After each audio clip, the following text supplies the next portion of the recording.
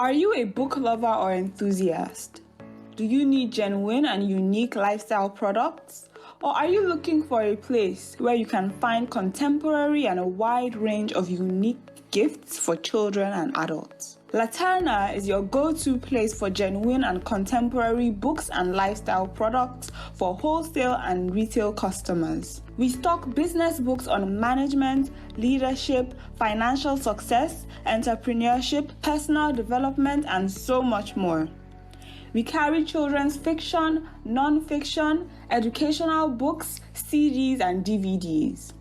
We also stock Christian books on various themes, such as family life and parenting, church life and growth, spirit-filled living, love, sex, and marriage, to mention but a few. Laterna carries life and style books such as baby and child care, beauty and style, conception and pregnancy, crafts, and hobbies.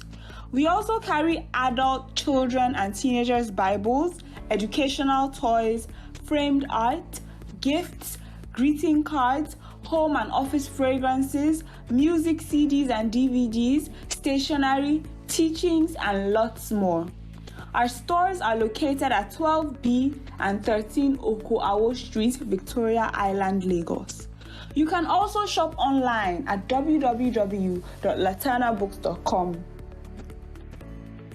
Laterna, your lifestyle hub for book lovers. For inquiries, call 0803 301 4462, 0906 000 2046 or 7. Chat with us via WhatsApp on 0803 301 4462. You may also reach us on social media via Twitter, Instagram, and Facebook at Laterna Books and Laterna Ventures.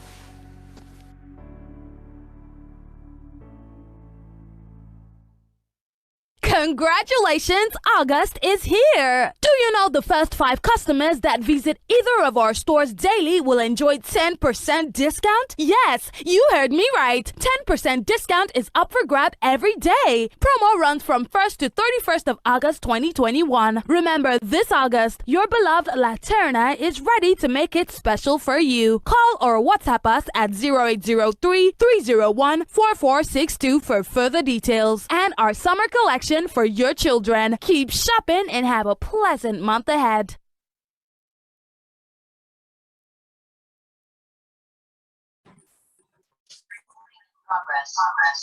Good afternoon, everyone.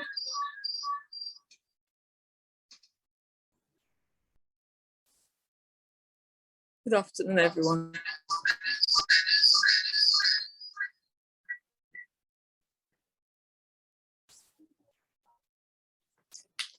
Good afternoon, everyone. I just want to say thank you for joining us, the Laterna Book Club. You were part of our first year anniversary, so we want to say thank you for joining us in July when we celebrated the first year anniversary of Laterna Book Club. We've had 25 sessions in the last 1 year before the first year anniversary.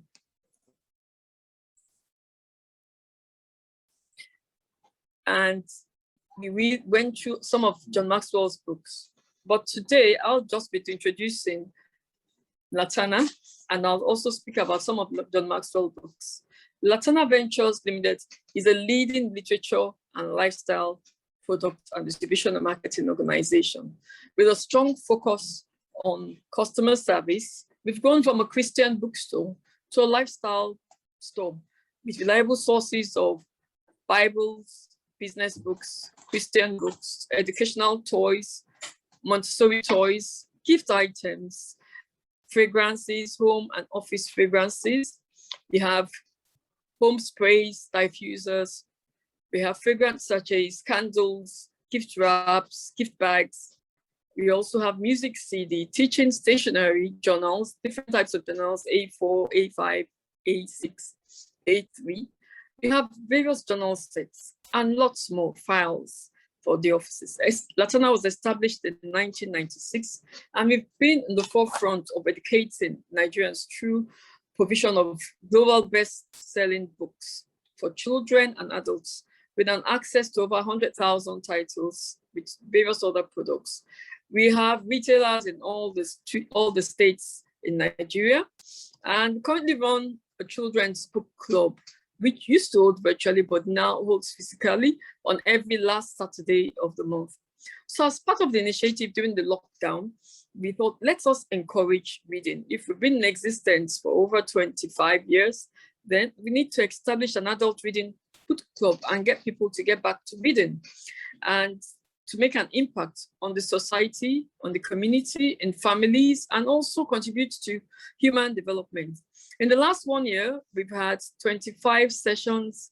We've had entrepreneurs, agripreneur, technopreneur, and various other leaders who occupy various spaces and sphere of influence. As we know, books tend to make us discover ourselves, makes us grow. Books helps us to travel all over the world. Books brings the potential, great potential out of us. Books gives us deeper understanding, and books helps us not to make mistakes. Books builds our confidence, and we then discover secrets of successful people. And today that we're talking about success. Success is a choice. There are various secrets hidden you can learn from successful people. I just want to encourage us to please sit back. John Maxwell has done so many books. I've read quite a number of the books, like Teamwork 101, Attitude 101, Leadership 101, Relationship 101, The Leader Within You, The Leader Around You. Also, a fantastic book was Failing Forward. That really helped me. That when you fail, you just have to get up and move forward. You also have The Team Makes the Dream Works. Success one day at a time. Intentional living. We need to be intentional about our living. 21 laws of leadership, 21 qualities of a leader, 21 irrefutable laws of leadership, and make today count. That is fantastic, to make sure you don't waste your time every day, and every day is productive. Talent is not enough. And so many more books, like Winning People, Being a Person of Influence, because leadership is indeed influence. Without wasting too much time, in this first session after the first year anniversary, which is the 26th session of the Laterna Book Club, I just want to encourage you that life is a little abstract. Things are not normally the way they seem, but we are here to make an impact, and we're here to change lives. Please sit back, relax, as I hand over to the moderator of today, Mr. Benga Folayon, who is the MD CEO of Rosette Consulting. He's been with us in the last 1 year. I hand over to you. Thank you. Good morning, Mrs. Morgan and the entire Laterna team. I would like to also say good morning and thank you to all our regulars, those who have always attended very, very faithfully over the past 1 year. We do appreciate your coming all the time, our great book lovers and lovers of learning. And for those of us joining us for the first time today, we want to really, really welcome you for finding the time to be here. It shows your love of books and the love of learning. And it is indeed I hope that today will be fun, learning, sharing, as we have a wonderful reviewer and also a great book to review. Please, we would like you to listen when the review begins, to note your questions, put them in the chat, questions, comments, and after that, we will be able to address those questions and the comments. Today, our reviewer is an accomplished lady, Mrs. Bisi Adeyemi. She is the Managing Director, CEO of DCSL Corporate Services Limited, a 1986 law graduate of Ahmadu Bello University, Zaria, called to the bar in 1987. She holds an MBA from the Lagos Business School, Pan Atlantic University. She joined DCSL with a charge to turn around the fortunes of the company and create a distinct brand identity from its then parent firm, Deloitte. DCSL, under her leadership, has recorded significant success in this regard, with an impressive client portfolio and emergence as a market leader in the corporate services and governance space. Prior to joining DCSL, she was the chief legal officer, company secretary with a downstream oil and gas company. Before then, she was the general counsel with a multinational dredging company. She's a member of the International Bar Association and the Institute of Directors. She has attended leadership training at the Harvard Business School, the Wharton School, University of Pennsylvania, and the Kellogg School of Management, Northwestern University, Illinois. She's an expert in residence at the ADC of the Pan Atlantic University, and she serves on the Executive Council of Women in Management, Business, and Public Service, WIMBIS. She is an independent non-executive director on the boards of Center for Women's Health and Information and Eventful Limited. She's president, chairman of council of the Nigerian British Chamber of Commerce. She is passionate about corporate governance, facilitates board-level training on the subject. She is a resource person at the Institute of Directors and anchors a weekly column on corporate governance in Business Day. Please join me to welcome Mrs. Bisi Adeyemi. Thank you. Thank you very much. Right, you're very welcome. Right now, we will quickly take a video from Laterna, and then you have the floor and you can go on with the review. Thank you so much.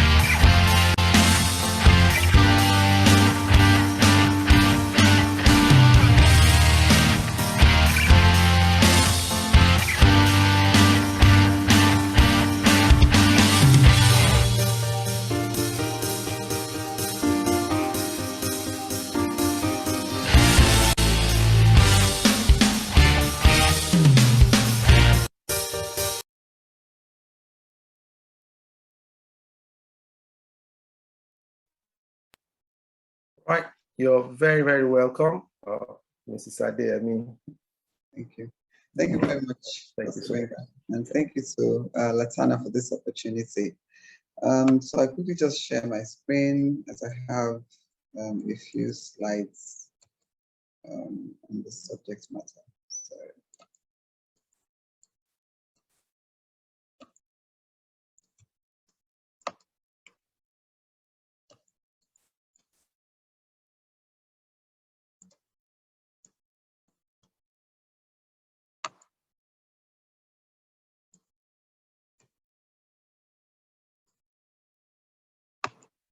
okay, please confirm that you can see my screen. Can you see my screen? Yes, we can. Yes, we can. All right, thank you very much, thank you. So once again, good afternoon, everyone, and thank you, Laterna, for the opportunity. The book I'll be reviewing this afternoon is Success is a Choice, another John Maxwell book. I'll do a brief introduction of the author, who is very well known, I'm sure, and take us through the 14 key choices that he has outlined in the book. And then, of course, we'll close with the Q&A.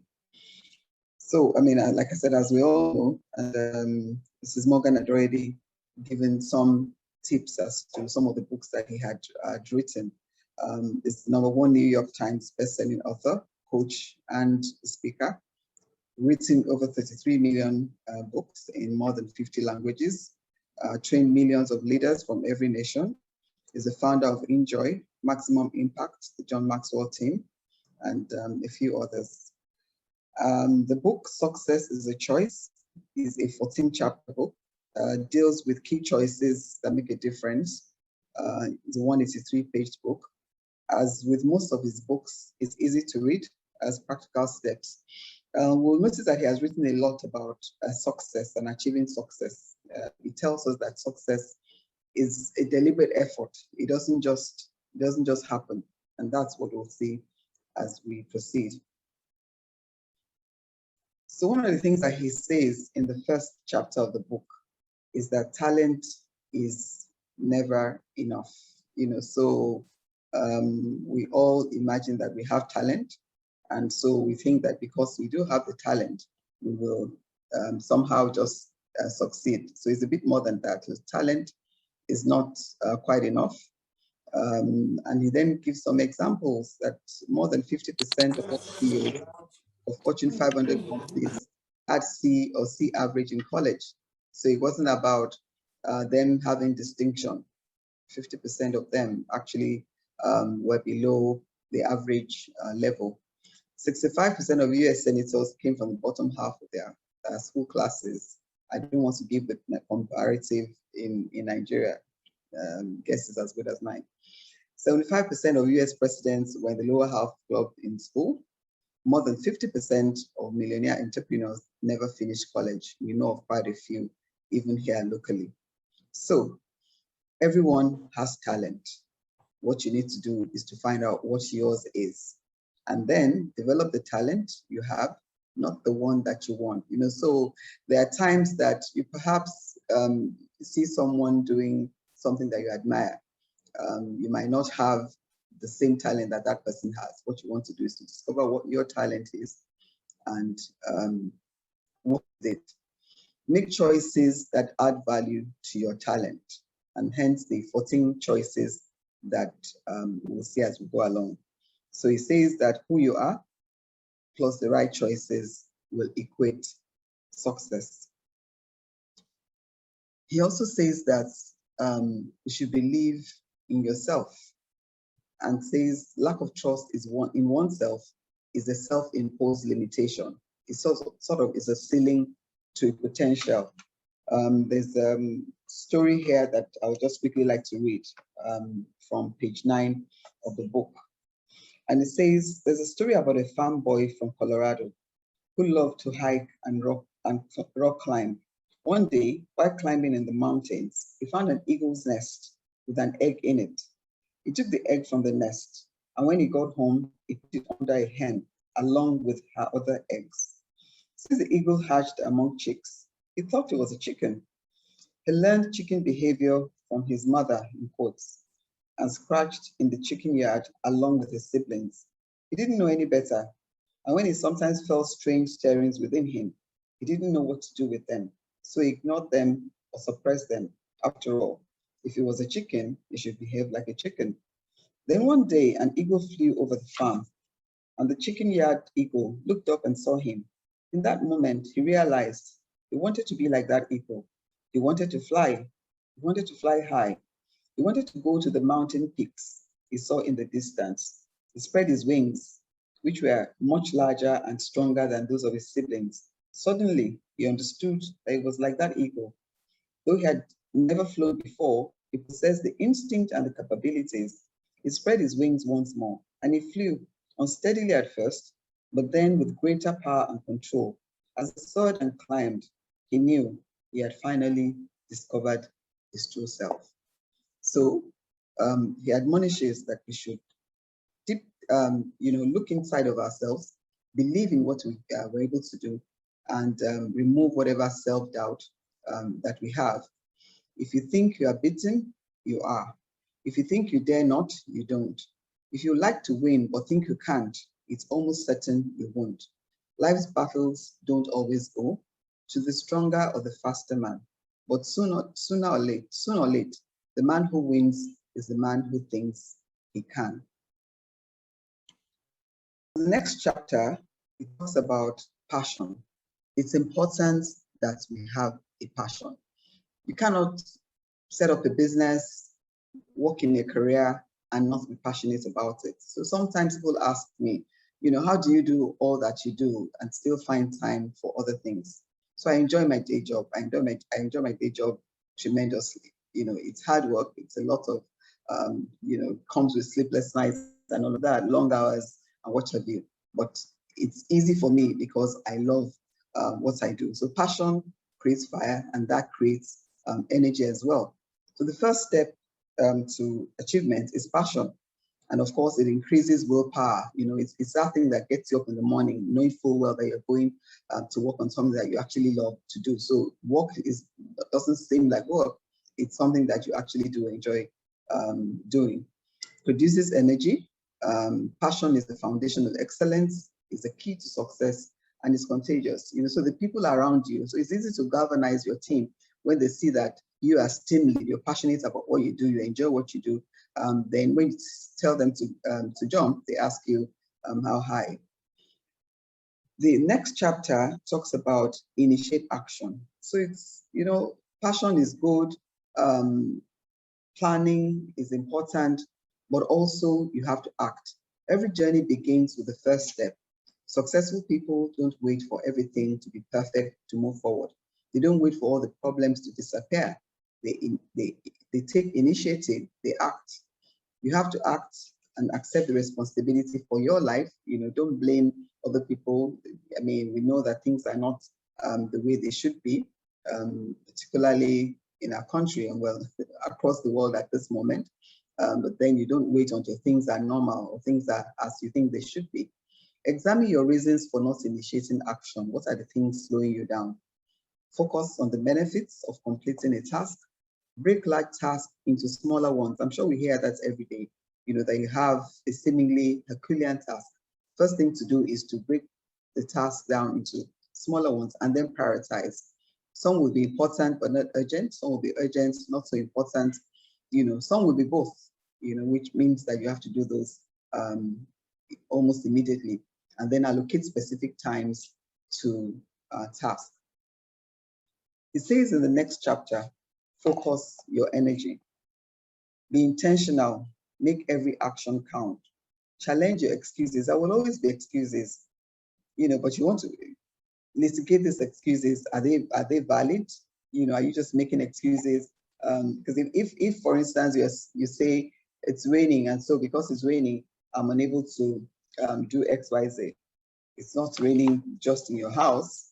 It's raining everywhere, and there are people who are going about their businesses, as though it weren't raining. So that excuse would not be valid. Don't let yesterday hijack your attention. And I like this quote. It says, a retentive memory is a good thing, but the ability to forget is a true token of greatness. Successful people forget. So you're not going to continue to dwell on yesterday. You're going to let yesterday go, because if you don't, you're draining your energy. Stay focused on results. Focus on your strengths and not your weakness. Delay rewards until the job is done. The next chapter speaks to perseverance. Thousands of people have talent, he says. I might as well congratulate you for having eyes in your head. The one and only thing that counts is, do you have staying power? So it's not enough to say that, yes, I have talent. Do you have what it takes to stay the course? And he lists 5 enemies of perseverance. A lifestyle of giving up. You know, when you try and think that, well, things are not just working your way, have you tried hard enough and then you just give up? Wrong belief that life should be easy. It's like sometimes you try some things and people say, well, why is life so unfair? Well, that's the way of the world. It's not balanced, as people would say. So life is not easy. Things, I mean, it's not a bed of roses, like you say. There are thorns along the way. So to persevere means to, you know, overcome obstacles as they come. As you overcome one, another will come. Wrong belief that success is a destination. Success is a journey. You know, so to the extent that you know it's a journey, you continue to achieve from one success to the other. You don't bask in the euphoria of an achievement for too long. Otherwise, you don't stretch yourself to attain the next one.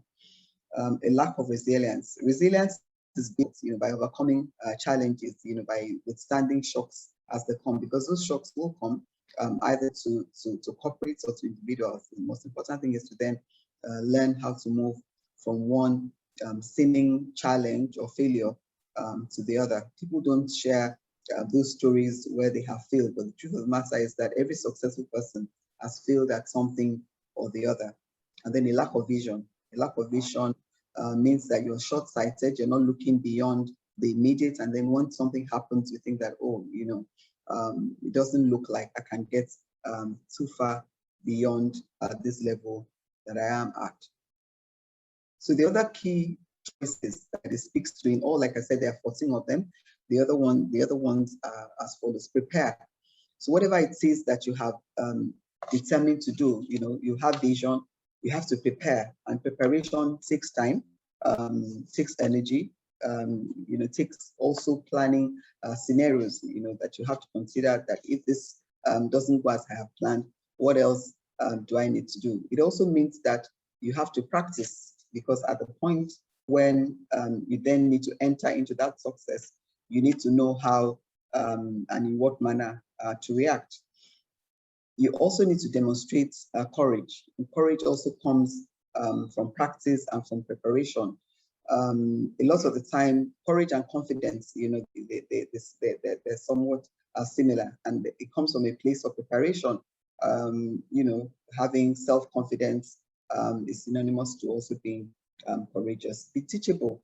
And that's probably why some of us on this call this afternoon, you know, want to learn new things. Reading this book, I realized there are quite a few things that you know, I also didn't know, and that's why it's good to read and not imagine that we know everything. During the pandemic, quite a few people took on courses. I was reading the other day on LinkedIn of somebody that I know who actually did a whole master's, you know, during the pandemic, something that could have taken her a 3-year period. You know, she was able to do in I think in 18 months. You know, so be teachable at every stage in your life. Learn new things and be open to learning. Develop strong character. That is one of the hallmarks of a successful person. It's also important to cultivate good relationships. And he mentioned here that, you know, you need to from time to time do an audit of your relationships. There are some of the relationships that when you take a look at those, you realize that they're not helping you to advance the course of either your career or your business. You know, so there could be personal relationships, there could be professional relationships. You know, but it's important that you from time to time do an audit and then ensure that the ones that you find to be useful to you, you cultivate those. And in this regard, I just want to read a portion of the book as well. It says, you may build a beautiful house, but eventually it will crumble. You may develop a fine career, but one day it will be over. You may save a great sum of money, but you can't take it with you. You may be superb in health today, but in time it will decline. You may take pride in your accomplishments, but someone will surpass you. Discouraged, don't be, for the one thing that really matters lasts forever, your friendships. But you have to be sure that those friendships are actually those that can add to you and that you give to as well. So it's not a one-way street, it's a two-way street. You know, relationships are built by ensuring that both parties have something to benefit from those relationships. Commit to responsibility and lean into teamwork. You know, if you've read most of his John Maxwell's books, he speaks a lot to teamwork. You know, teamwork makes dream work. And so at the end of the day, you don't want to go it alone. It speaks to leaning in. And I would just like to read again from the book, you know, speaking to the value of teamwork. If you consider who top leaders and former CEOs have said, what top leaders and former CEOs have said about this, you recognize the pattern.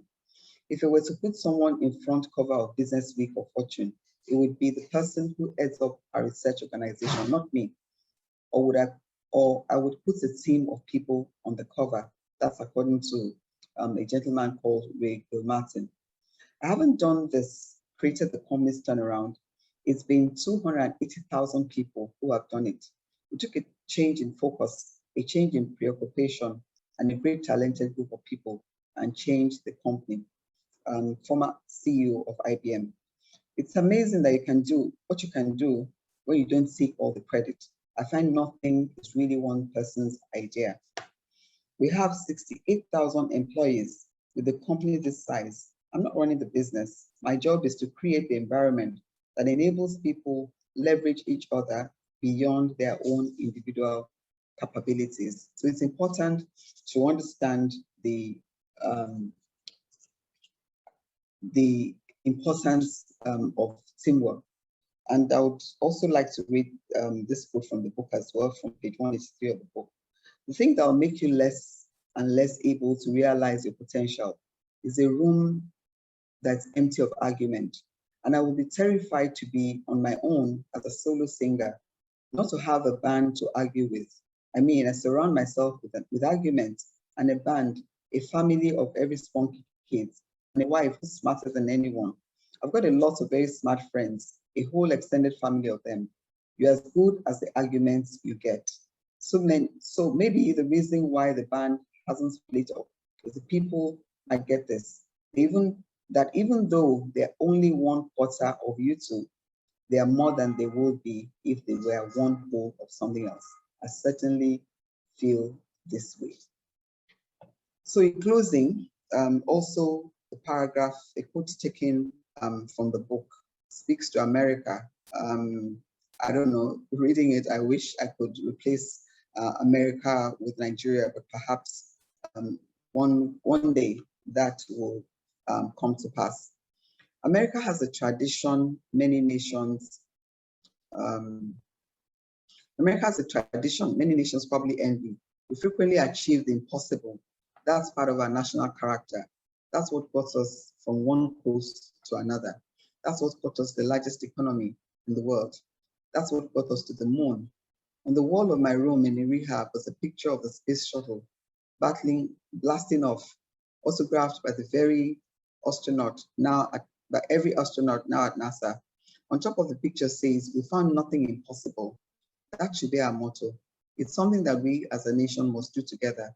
So many of our dreams at first seem impossible, then they seem improbable, and then with someone the wheel, they soon become inevitable. If we can conquer outer space, we should be able to conquer inner space too. The frontier of the brain, the central nervous system, and all the afflictions of the body that destroy so many lives and rob so much potential. Thank you. I encourage you to read the book. It's, like I said at the beginning, very easy to read. You can read it if you put your mind to it in 2 days flat. And if you are waiting and you have 2-3 hours at a stretch, you will finish it. Thank you very much. Back to you, Pastor Venga. If there are questions, I will take those now. Thank you very much for a succinct review. So many learning points there. Yes, the floor is open for everyone. If you do have a question or a comment, please, you can raise your electronic hand and then we will call you so that we can have your question or a comment. We thank you for that. If I can just set the ball rolling with just a question while we wait for others to. There are about 14 sub themes there. If you were to look at one and say, well, that's the one that I think actually is it for me, which would it be if there was anyone? I think it would be passion. I think it will be passion, because I think that that's, for me, speaking personally, I think that drives everything, and it makes, it makes routine become enjoyable, and once you have passion, it drives every other thing, so once you enjoy what you're doing, it's not such a chore. It's when you have to, sometimes waking up in the morning is not very easy for everyone. But when you're driven by that love, what it is that you do, whether it's a career, whether it's a hobby, whether it's some pastimes, maybe you're busy with an NGO, it's that passion that I think drives success. So that would be for me the most important. All right. Passion drives every other thing. And so that will be it. Are there any other questions, please? You can please lift up an electronic hand, and then we'll take that from there so that you can then be muted. A few comments we can read from the chat. Awesome review, great review, well done, BC. I see a question here. Okay. It says, in your opinion, how can you choose or know a relationship or friendship that will last? All right. It's difficult to tell how long it will last. I think the question more is how beneficial is that relationship, and I don't mean that from a selfish perspective, because like I said, it's important to do an audit of your relationships from time to time and see which one of those is adding value to, or which one are you adding value to as well.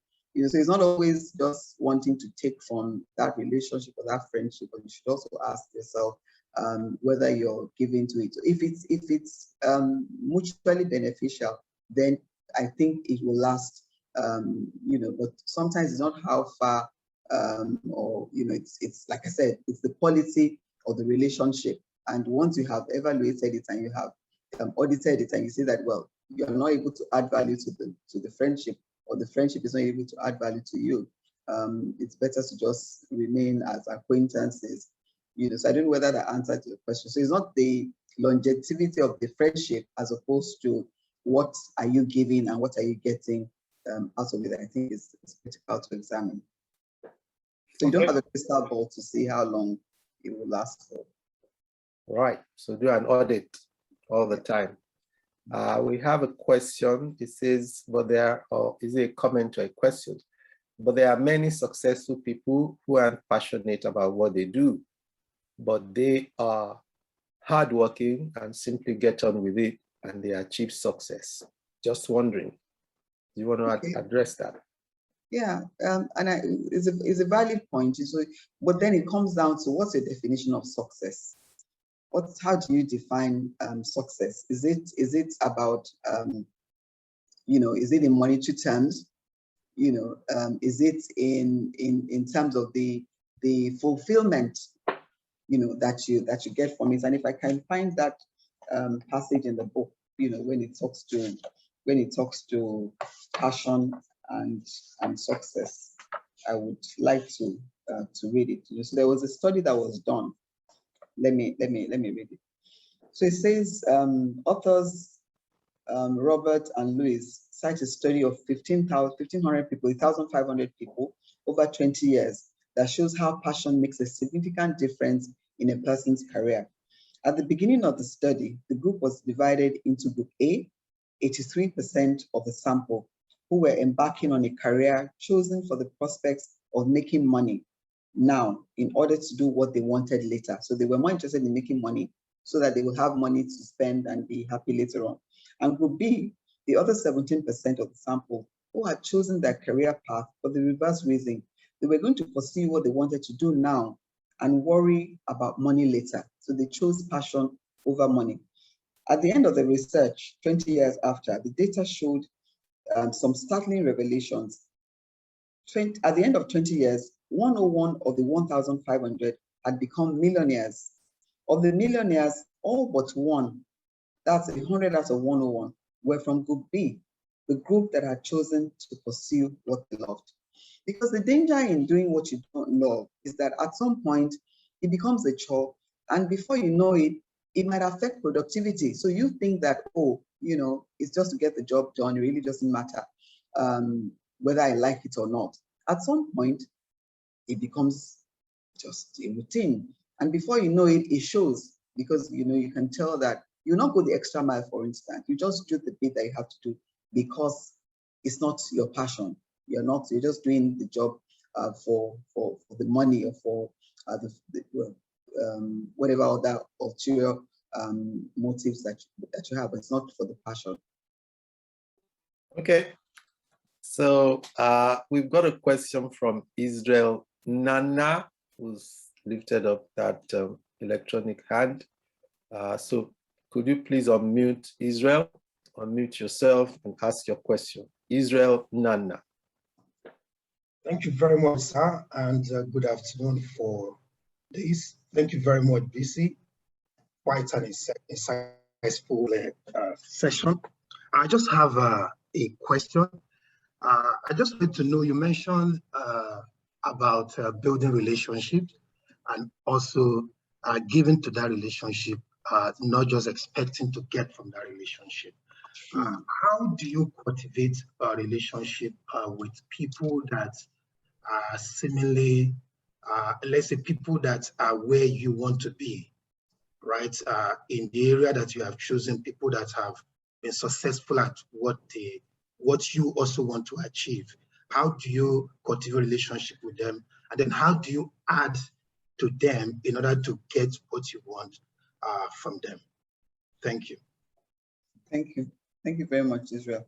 So one of the quickest ways, well, one of the most efficient ways to do that is to identify them as mentors. So if there are people that you want to learn from, it's better to have a structured relationship so that it is clear what you want to get. You want a mentoring relationship, so situation where, like I said, you want to learn from them, you probably want to be like them, and it's better to do that rather than from a distance. It's better to do that in a structured manner. And then how do you give back to this kind of people? I've learned, over the years from mentoring and from being mentored myself, that is a two-way street. So the mentor learns from you, and you learn from the mentor as well. Particularly, and it really doesn't matter whether there's an age difference or not, but it helps if there's some age gap, so that the mentor can also learn from your own demography, to improve in certain areas there. So that's one of the ways that I think you can do it, by having a mentoring relationship. And then if it's a contemporary, nothing says that you cannot approach it from a friendship perspective as well, so long as you are not the one doing all the taking.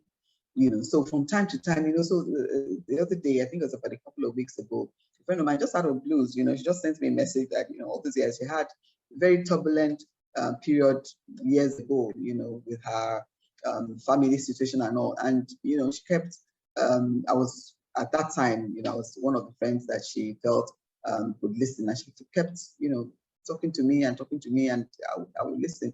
So a few weeks ago, she just said, you know what, that's just sitting down. She realized that all those years, she didn't even ask me if I had issues of my own, that she was taking more from the relationship than giving. But I mean, at that time, I felt that she needed me more than I probably needed. So I think one of the things to then do is sound check occasionally that, okay, I seem to be, the one taking from this relationship. Are there ways that I can also, is there something you want to talk about?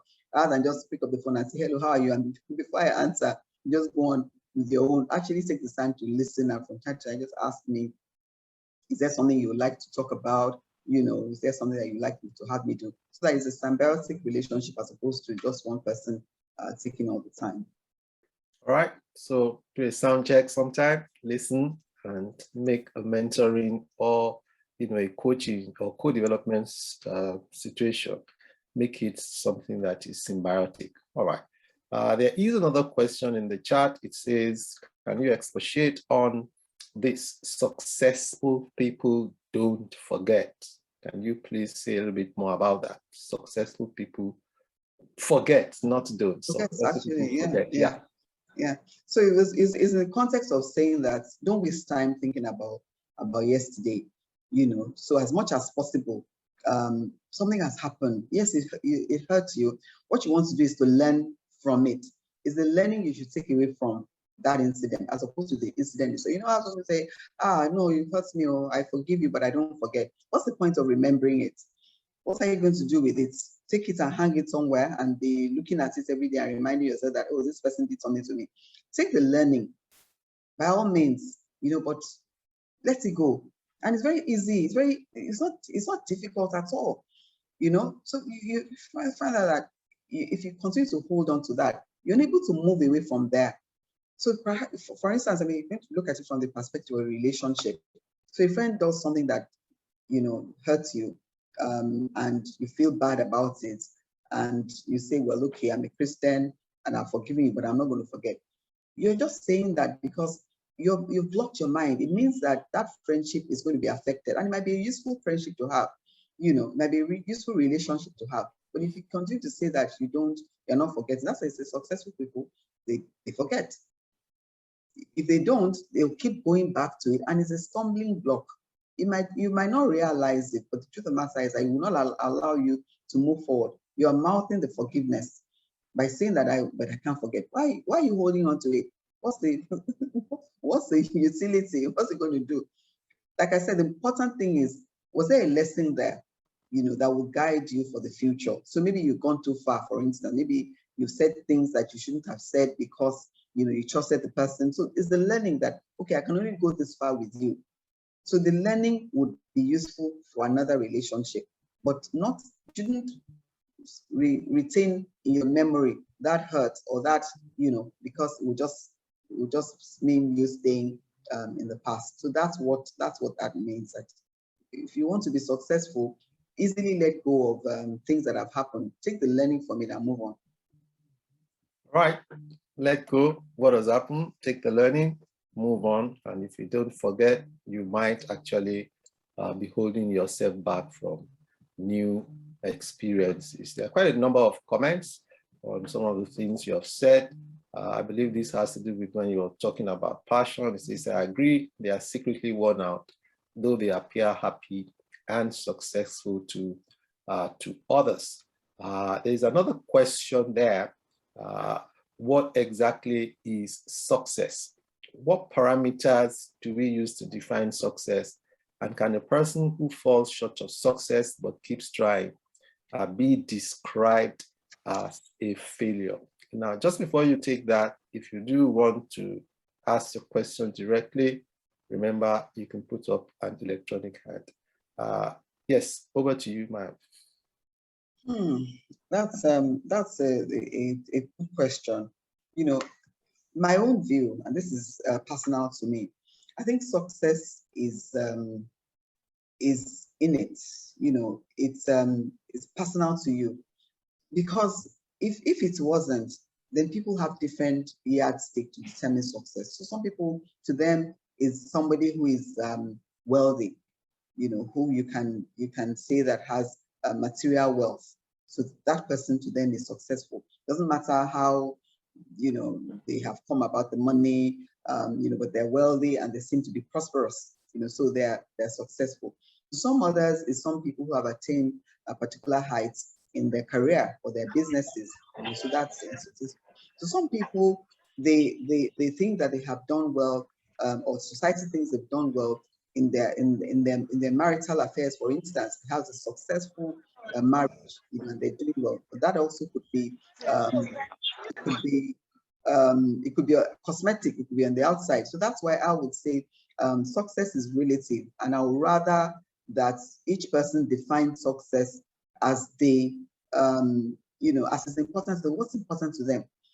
So for instance, you would say bringing up your children. If you've done well with bringing up your children, you will consider that you have succeeded in that regard. So I think for every aspect of life, you can consider a person successful. So a person can be successful in career, for instance, and be unsuccessful in family life because they haven't somehow or the other done well by their children.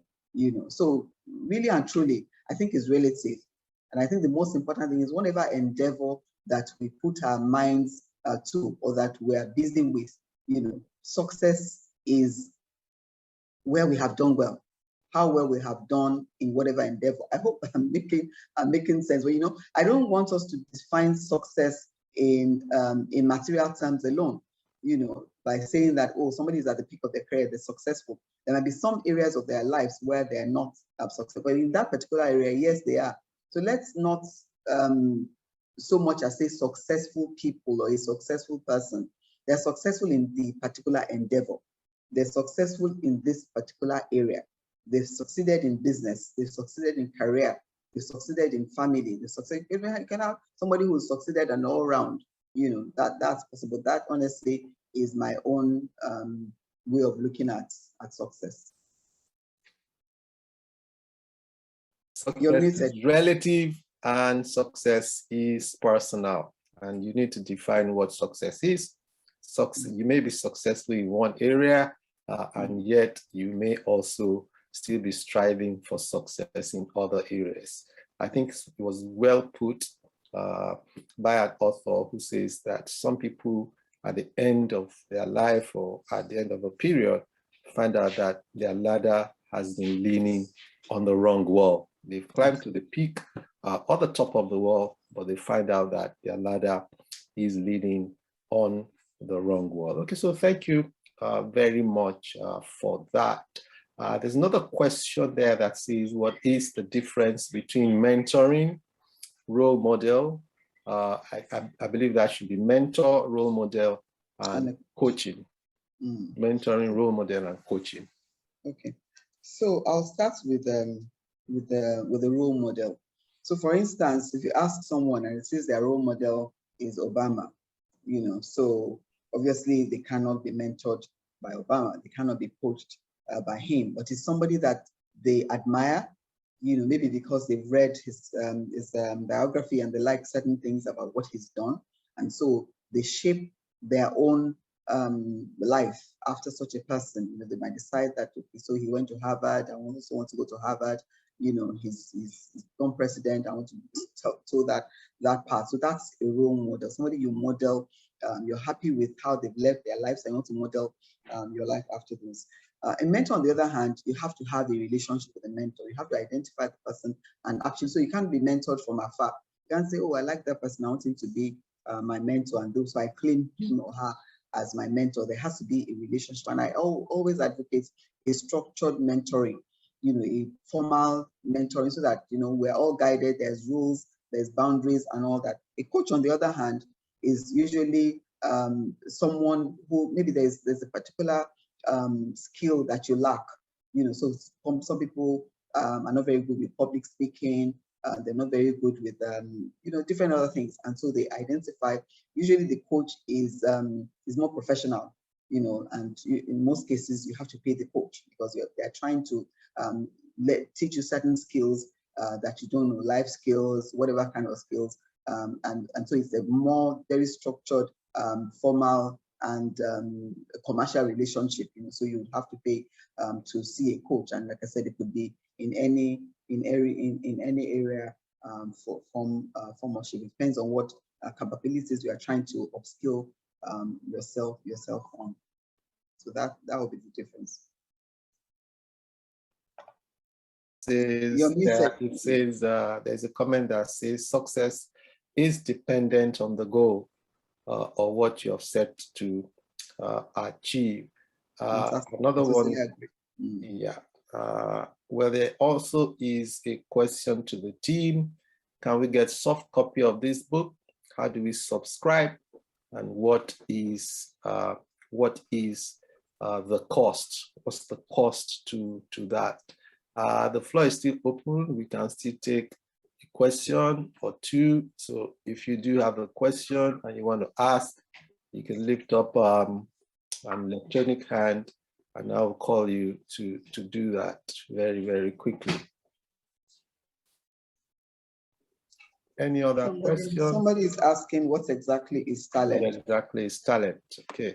It's a gift, you know, as we would typically say, something innate that we all have, you know. So it's to then discover what is your own talent, because you know we all don't have the same, you know. So some people, they have the gift of the gab, like they say, they speak very well, you know, public speaking. You know, some people are gifted with their hands, you know, they can do all sort of things, you know. If my life depended on it, I can't draw anything, you know. I used to try to draw all those sticky characters, you know, with the head is the round circle, the body is a stick and all that. That's the best I can do with drawing. You know, but some people, they will sit and, you know, before you know, as we're on this call now, they would actually have drawn something that when I look at it, actually does look like me. So that's a talent.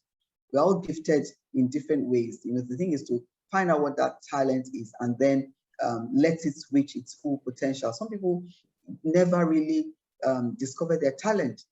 It's other people that would say, but it appears that you do. Some people are on this resolution, you know, they can help people resolve problems because it's innate in them, you know. So it's to find out that talent and let it not just be, some people say, oh, you have a potential to, let's not end up being a potential that was never actualized. So it's actually an innate gift that we have to, first of all, recognize, identify, and then let it, you know, grow to its full potential. All right, innate gifts. A follow-up question to that was, you know, how does talent differ from skills? Skills can be acquired. That's my belief. I think that you can learn a skill. You can actually learn a skill. People go and do carpentry and all of those things. I mean, all those things. You can actually learn a skill. Even the public speaking that I give as an example of talent. Some people, it's innate, but you can actually learn, you know, the skill of public speaking.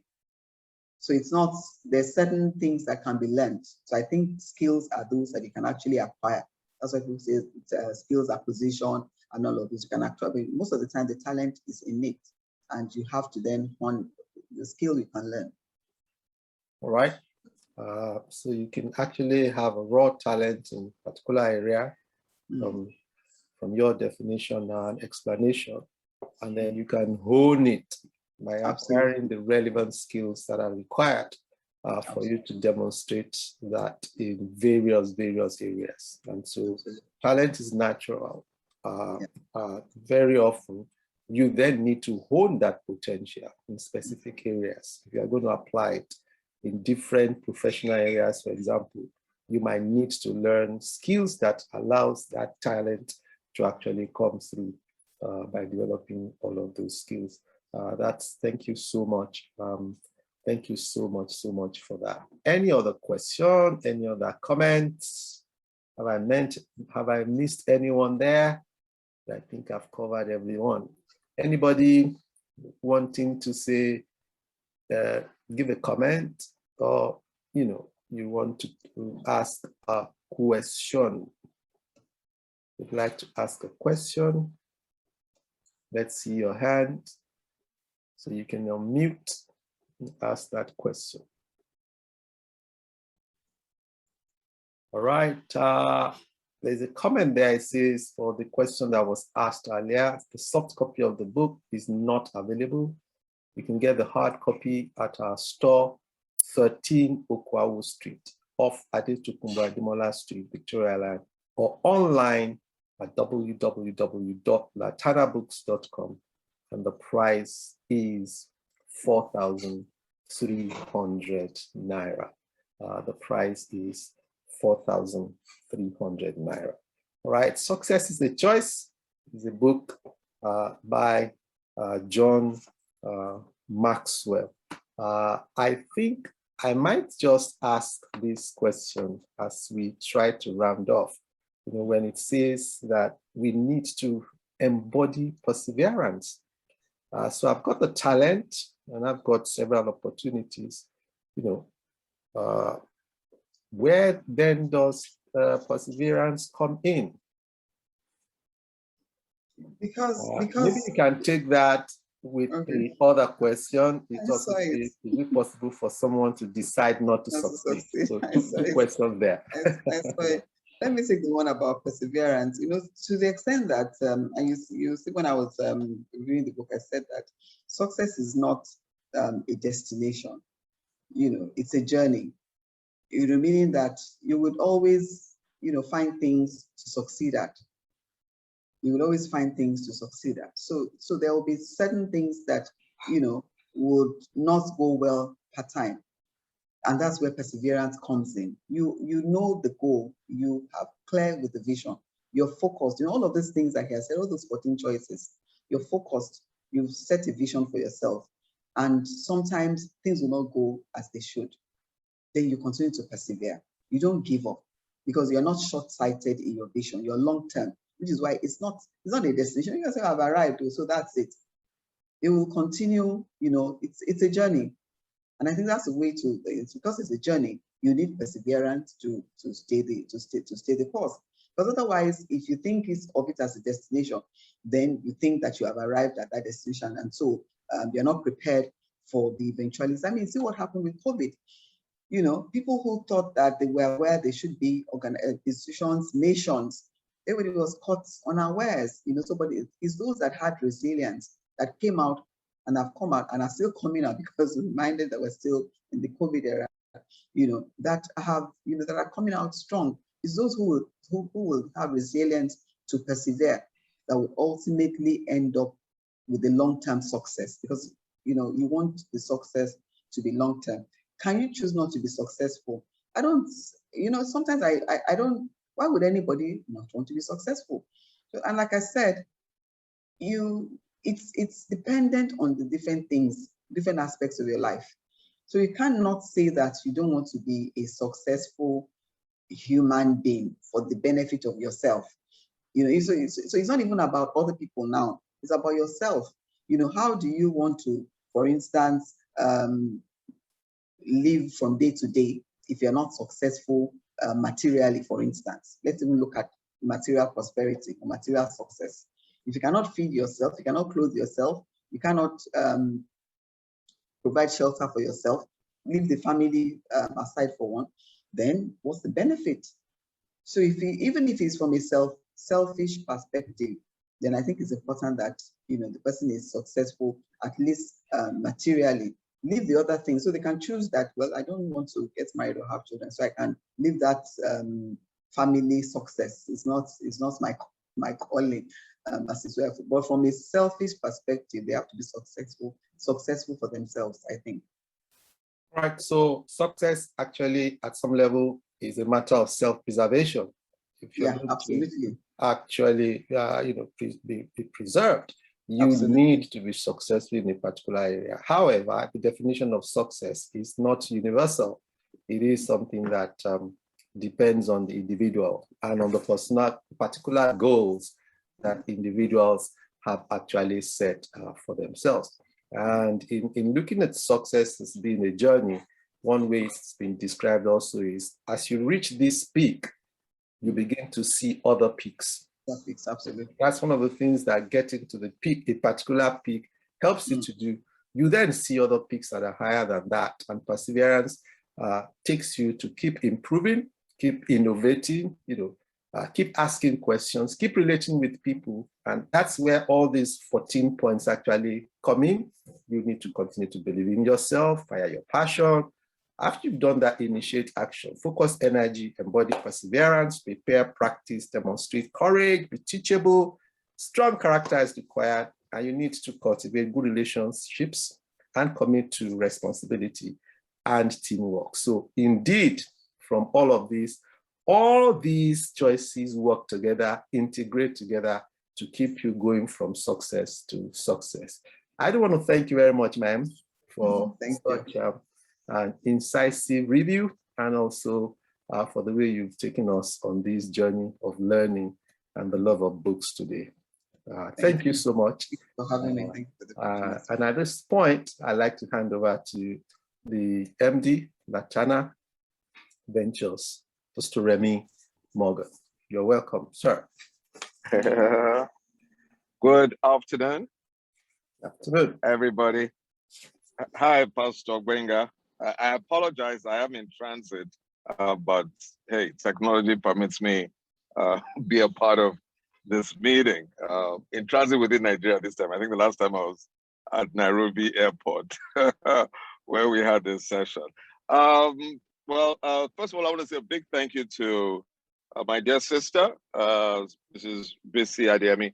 Thanks for doing such great justice to this very important book by a very, very accomplished and inspiring author.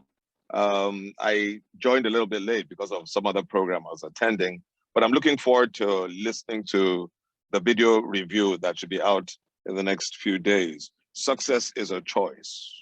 Life is all about choices, isn't it? And from what I've heard, you know, you've done a great job there. Thank you so much. Pastor Gbenga, PGF, once again, our moderator extraordinaire. Thank you for your faithfulness in all times, in all seasons, in all locations. You're always there for us. So we're so grateful. I want to say a big thank you, of course, to the participants. We could have, you know, put all these arrangements in place, and if no one showed up, then would we have been successful? I doubt it very much. So thank you for responding to the invitation. Some came late, but I'm really grateful for everyone. I mean, I've seen Pastor Johnson from Tanzania. I saw Misan from Canada. Obama from the US. Wow, really international, and all of us here in Nigeria. Thank you so much, Mrs. Adetu, and you know, all our pastors and faithful members. Thank you so much. And I, of course, can't end without saying a big thank you. Ms. Femi Ayeni, I'm seeing your picture there. Thank you so much. The first husband, as we had agreed the last time. Yes. Auntie Rolly, okay, thank you also from Canada. I'm seeing all of that as well. Thank you so much. And of course, I've got to say a big thank you to the Laterna team. Of course, inspired by PYM, my dear wife, Mrs. Nika Morgan, has such a passion, and she's been able to, you know, just ensure that this is all sustained. And thanks for the team in the back office. You guys are doing a great job. And the guys who are in communication with everyone, even when the program is going on. Thank you so much. Now, the next book we're going to be reviewing is Get Fit and Live by Don Colbert and Kyle Colbert. And our review is Mrs. Tomi Rotimi. Mrs. Tomi Rotimi is actually the author of a book, Fat Transfer, From Waistline to Bottom Line. Waistline to Bottom Line. Very interesting subject. And I think I don't know, does it become a greater problem as people age? I don't know. I guess we're going to find out. So she's the author of a book, Fat Transfer From Waistline to Bottom Line, Life Lessons for Fitness and Business. She's an award-winning fashion entrepreneur and a fashion enthusiast.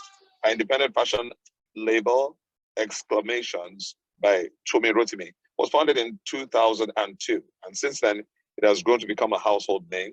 With almost 2 decades of experience as an entrepreneur, she's a mentor to many and shares her insights through her blog and weekly podcast, Tips from My Fashion Business. So the book she's going to be reviewing is Get Fit and Live by Don Colbert. And building on the principles of exercise, Dr. Colbert shares the 7 pillars of health in this book. It includes workouts that will help you overcome disease, experience good health God wants us to live. So the book will tell us how we can lose weight and improve our energy levels, replace fat with lean muscle, prevent, manage, and even reverse diabetes, arthritis, etc., etc. Workouts are demonstrated with photographs throughout the book. Dr. Colbert combines his medical experience with his son Kyle's expertise as a personal trainer in this book, empowers us to take charge of our life, delivering dramatic and permanent results. So success with our health, success, you know, with longevity and all of that is impacted by some of these things. So this is what we'll be looking at during the next book reading session. John Colbert is a board certified medical doctor, certified in family practice and in anti-aging medicine. He's also received extensive training in nutritional and preventative medicine, and he has helped millions of people discover the joys of living in divine health.